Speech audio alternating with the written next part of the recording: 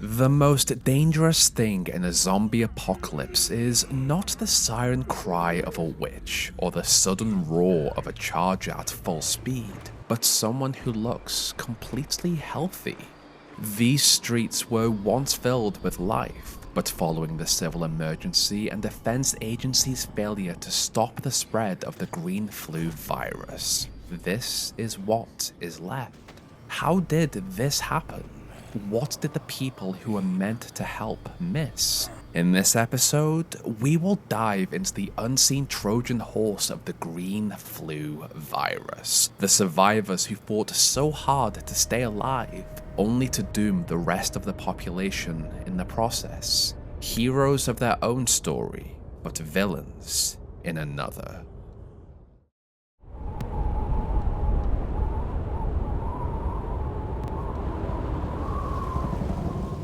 This is what remains of Fairfield, Pennsylvania, a city on the East Coast that collapsed in a matter of days beneath the green flu virus. Stores lie empty, the cry of a witch is heard in the distance, and the bodies of so many lie scattered along the ground as the infected wander aimlessly around them. These abandoned corridors were once filled with doctors and patients, full of life and death. It was also here, at Mercy Hospital, that patient Zero was brought in showing signs of confusion, irritability, and aggression. As the hospital staff attempted to evaluate the patient in the intensive care unit in order to diagnose what was wrong, more people slowly trickled into the hospital with the same symptoms. As a result, the ICU was quarantined. Those showing the same symptoms were isolated inside it, movement in and out was restricted, and staff followed standard infection control protocol with isolation gowns, face masks, and gloves as they tried to protect themselves from what this was. By the time the Civil Emergency and Defense Agency brought in a rapid assessment team to investigate the threat of a potential epidemic, the patients had grown more aggressive, begun vomiting, weakened rapidly, and started trying to bite and scratch those treating them. CEDA had to answer the question that would define what was to come. What was this pathogen, and how did it spread? The aggression, confusion, and biting would naturally have pushed something like rabies into consideration, while the vomiting and rapid physical decline could also have pointed them towards encephalitis, meningitis, or another severe viral infection affecting the brain and nervous system. As for exposure, they would have started with the standard possibilities first. Direct contact through bites, scratches, blood, or saliva, droplets through coughing, sneezing, or close-range spray, airborne spread through infectious particles suspended in the air, and fomite transmission where the pathogen is left on surfaces and picked up by touch. This is why the early quarantine response relied so heavily on isolation, masks, and hand washing. And yet, despite those efforts, the infection continued to spread outwards through Fairfield. Above everything else, what mattered the most was how this thing spread. If CEDA could figure that out, they could reduce it. As you can see here, they failed miserably in that regard. By the next day, CEDA had begun issuing general guidance through the city and into the neighbouring areas. Those who believed they were infected were told to isolate immediately and contact contamination services, while the uninfected were instructed to wash their hands, wear masks, and avoid anyone behaving erratically. For the healthy, they were asked to keep their distance from other people to avoid infection themselves. It was the kind of advice that should have slowed down an outbreak like this. It did not, which meant one of two things. Either the population of Fairfield was failing to follow basic containment requests, or there was something CEDA was missing.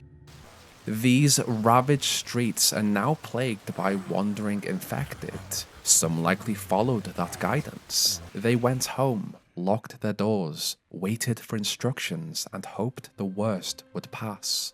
Behind these apartment doors, however, are people who believed isolation would save them, only for the infection to turn their homes into their tombs. The Holly Street subway station is filled with people who either ignored that advice or were infected as they attempted to flee a failing city. Alleyways fill with rabid zombies, victims of the infection that has stripped away their higher brain function and any instinct for self-preservation. They are tragic in what they have become. They are the monsters they were terrified of, driven by little more than anger and the urge to attack. As the days passed, Fairfield collapsed around them. CEDA still tried to pin down exactly what this pathogen was. While safe rooms were established under official guidance, bridges were blocked to stop the infected from pushing further beyond the region, and those who had not yet turned fought through hordes to reach safety. What became clear, even in such a short amount of time, was that CEDA's attempts to prevent an epidemic had failed, and the infected perimeter around Fairfield expanded exponentially with each passing hour. But how?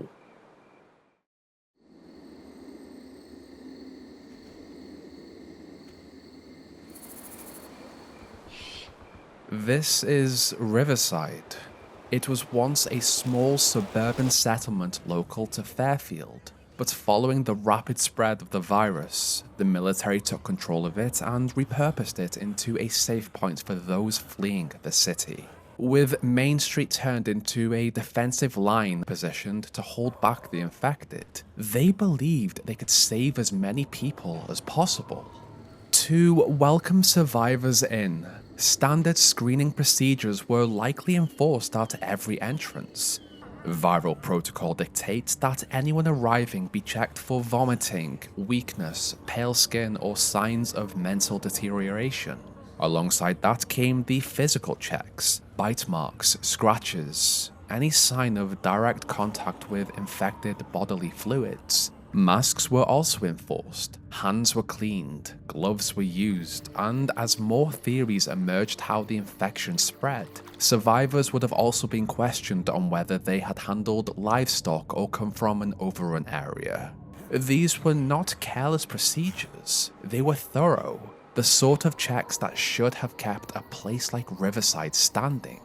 People would have come here desperate, following the signs from safe rooms.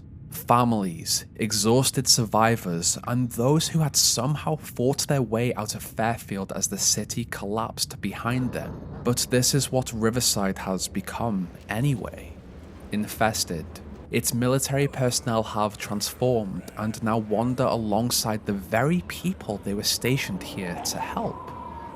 With military protection and strict medical procedures, how did this happen? This is the Vanna in Savannah, Georgia. Once a hotel, now repurposed into an evacuation center for the local population after the green flu spread south. The decontamination trailers, the tents, the whole medical setup, it all tells the same story as Riverside. CEDA followed the procedure here too, the same checks, the same attempt at control. And still, this place fell. Its halls flooded with infected, with CEDA workers now part of the undead population. As each day passed, more extraction points fell. Mercy Hospital, the Hewlett Recreation Center, Borden High School. It had been around 2 weeks since patient zero, and no matter what CEDA did, the virus kept spreading. The military responded with bombings, even striking places like Metro International Airport in Newburgh in an attempt to contain the outbreak. But there were always more infected. Every one of these places had followed the same checks, the same procedures, and still they fell. Something was slipping through the cracks. In the background, doctors continued to study the virus, but the results only left them more confused about what they were dealing with.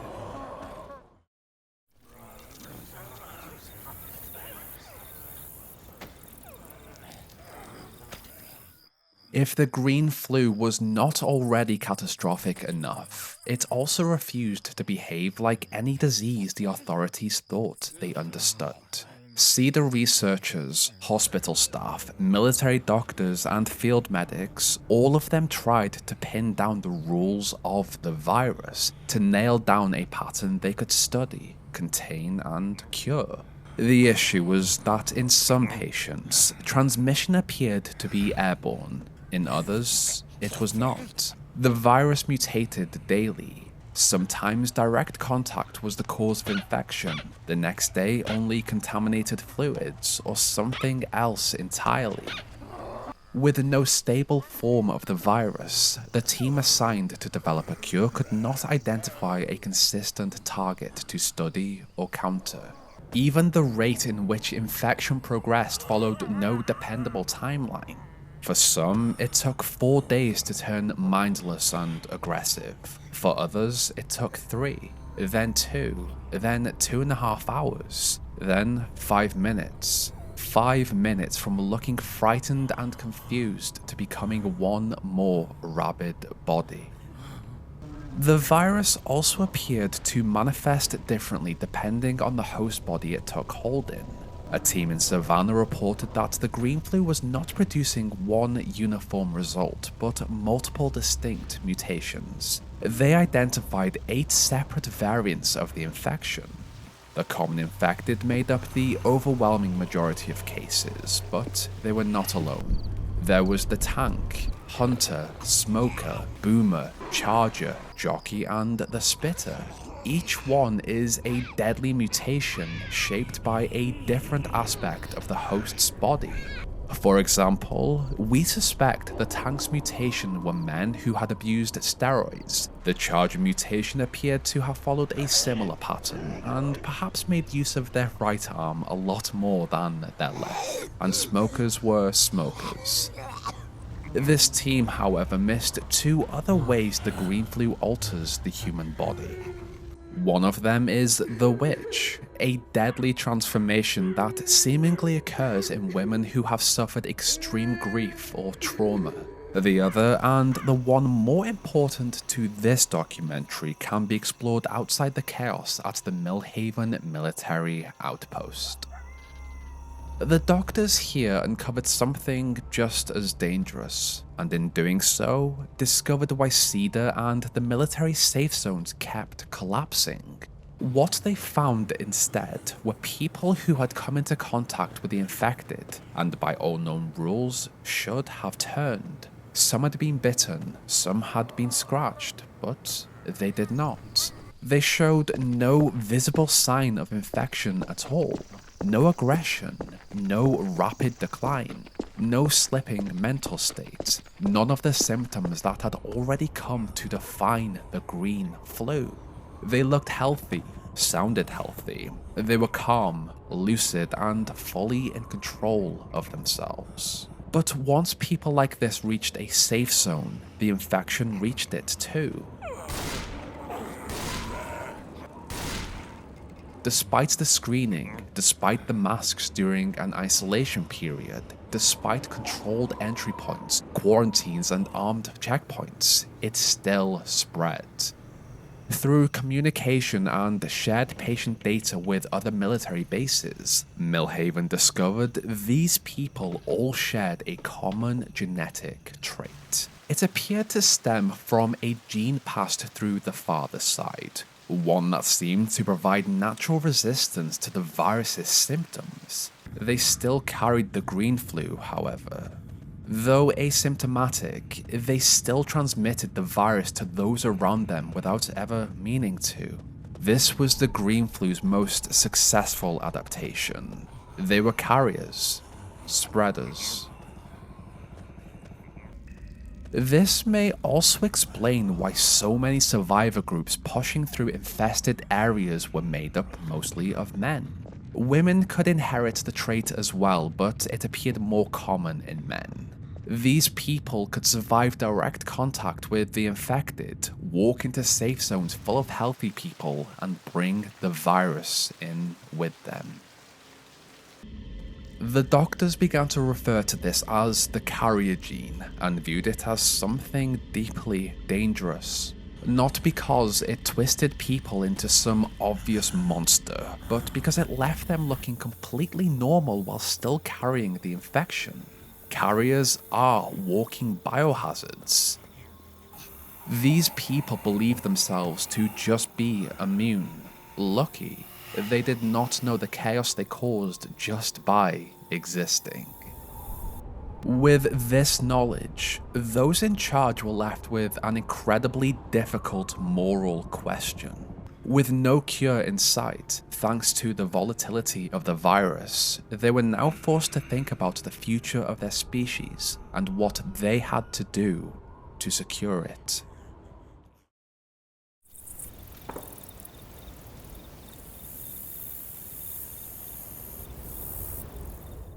Across the East Coast, carriers have spread the infection far beyond the initial outbreak, passing it on everywhere they go without ever realizing it.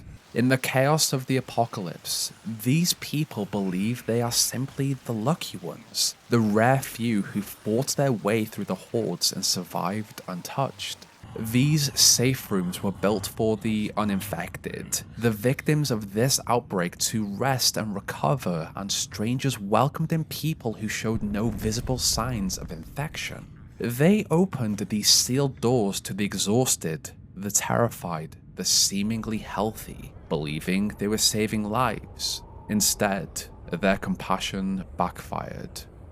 There were many kind souls who went out of their way to help others, never realizing what that kindness would cost them.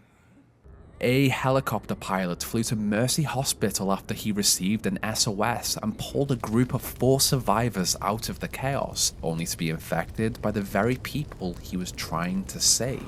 Later, John and Amanda Slater of the St. Lydia 2 offered those same survivors safe passage, believing they were rescuing the fortunate few who had somehow escaped the nightmare. Instead, they too began to grow irritable. They only wanted to help. Millhaven has the right idea. Its personnel wear full tactical protection, not just to guard against bites or scratches, but to seal themselves off from any form of transmission entirely.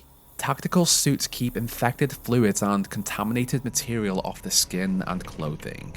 Full-face gas masks protect the eyes, nose, and mouth from airborne spread and infectious droplets. Sealed hoods close the remaining gaps around the head and neck where contamination can still slip through. Despite that bubble of protection, Millhaven still encounters survivors from time to time.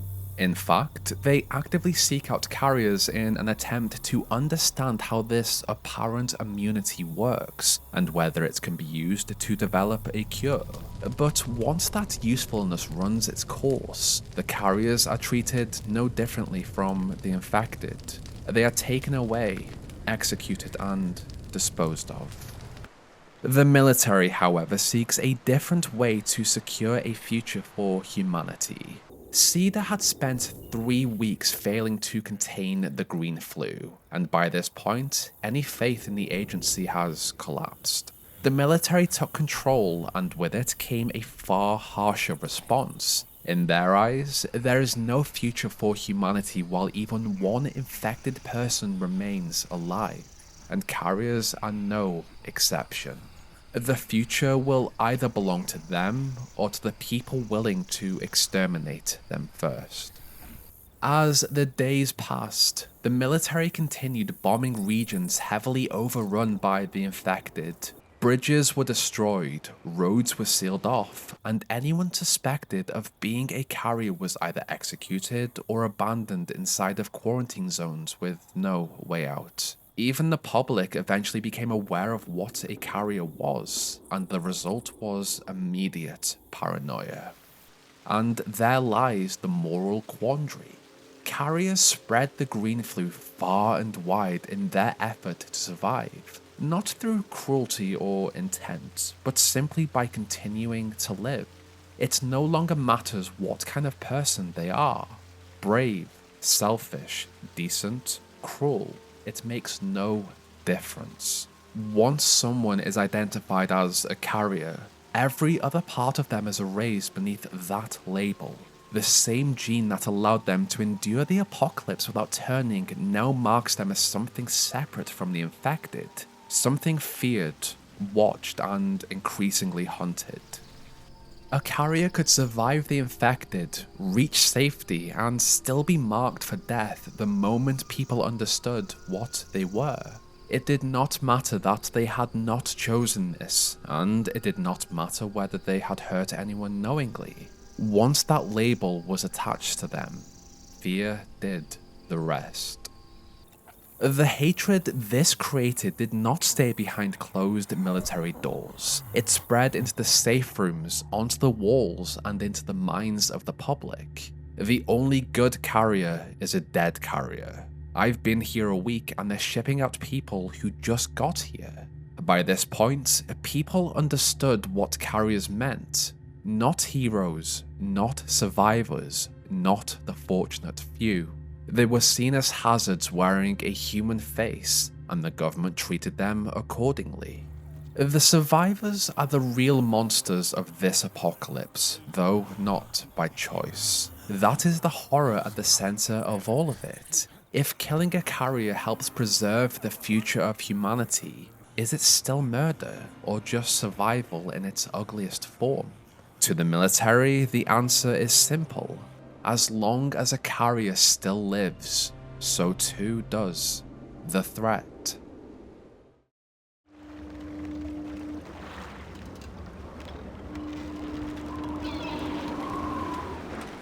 In the chaos of the outbreak, two groups of 4 survivors endured the infected and somehow kept moving. The first consisted of Bill, a war veteran, Zoe, a student, Lewis, a junior systems analyst, and Francis. Over the course of their journey, they came to understand what it meant to be a carrier after passing through Millhaven. They realized their continued survival came with a cost to everyone around them. Following Bill's death, the remaining 3 left the mainland behind and headed for the Florida Keys, chasing the idea of a life cut off from both the infected and the uninfected. No hordes to fight through, no healthy population left to contaminate, just distance. The second group, Coach, a health teacher, Ellis, a mechanic, Nick, a drifter, and Rochelle, an associate producer, did not know they were carriers. Along their journey, they passed through the remains of the military response. The quarantine zones they moved through told their own story. Signage, abandoned checkpoints, divided holding areas, and the rules left behind in the environment revealed how the population had once been sorted, contained, and controlled at gunpoint. One group had been issued one color of wristband. Those who tested positive had been given another. The populations had been separated, ordered to stay within their assigned group, and forced to keep their issued filtration masks on. Anyone who refused to comply had been shot on sight. What these 4 did not understand at the time was what that second wristband truly meant. They did not know exactly what a carrier was or what happened to the people marked with the carrier color. They did not know that those identified as carriers were executed and incinerated. They only saw the traces left behind and kept moving forward, still believing there was something left to reach. That is what makes their story so awful. At the Veterans Memorial Bridge, Coach, Nick, Ellis, and Rochelle fought for their lives across this bridge with safety in sight. They overcame this final obstacle and were rescued by the military. The moments that followed this, however, are unknown. The government would have suspected them of being carriers, and that likely left them with only 2 outcomes: isolation and experimentation, or execution followed by incineration, just like so many infected before them. All of their fighting had been for nothing. They would always be seen as the villains of another person's story. Even with a virus this volatile, one that seems to change by the day, a carrier is still only someone the green flu has spared from the physical ruin seen in everyone else, but that does not make them safe. With every passing day, there is always the possibility that the virus changes again, a fresh mutation, a more violent form, something even worse than the horrors it has already inflicted on the world, or perhaps carriers will remain what they always have been from the beginning. The fortunate few, cursed to survive what destroys everyone around them.